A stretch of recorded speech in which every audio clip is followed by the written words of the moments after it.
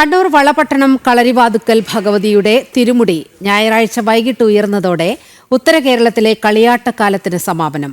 ഇനി തുലാം 10-ന് കാവുകൾ ഉണരൂ. അതുവരെ തെയ്യം കലാകാരന്മാർക്ക് വിശ്രമകാലമാണ്. തെയ്യക്കാലത്തിന് പരിസമാപ്തി കുറിക്കുന്നത് കളരിവാതുക്കൽ ക്ഷേത്രത്തിലെ കളിയാട്ടത്തോടുകൂടിയാണ്. 21 കോൽ നീളവും 6.25 കോൽ വീതിയുമുള്ള കവുങ്ങിലും മുളയിലും 4 പുരക്കൽ ആശാരിമാർ 4 ദിനം കൊണ്ടാണ് കളരിവാതുക്കൽ ഭഗവതിയുടെ തിരുമുടി തീർത്തത്. വലിയ 3 മുള കൊണ്ടുള്ള മുടിയേറ്റിന് അവകാശ പാരമ്പര്യമുള്ള ഒരുപാട് പേരുടെ സഹായത്തോടെയാണ് മുടി താങ്ങി നിർത്തിയത്. തുടർന്ന് ഭഗവതി 3 തവണ നിന്ന നിൽപ്പിൽ പ്രദക്ഷിണം വെച്ചു.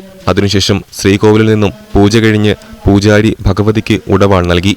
തുടർന്ന് ക്ഷേത്രപാലകൻ പാടിക്കുറ്റി, സോമേശ്വരി, ചുഴലി, കാളരാത്രി, തിരുവർക്കാട്ട് ഭഗവതി എന്നീ 6 തെയ്യങ്ങളും തിരുമുറ്റത്തെത്തി. കളരിവാതുക്കൽ ഭഗവതിയുടെയും 6 കോലങ്ങളുടെയും തിരുമുടി അഴിച്ച് അണിയറയിലേക്ക് നീങ്ങിയതോടെ ഉത്തര കേരളത്തിലെ തെയ്യക്കാലത്തിന് സമാപനമായി. ഇനി തുലാമാസം വരെ തെയ്യാട്ടക്കാർക്ക് വിശ്രമകാലമാണ്. ജനം, കണ്ണൂർ.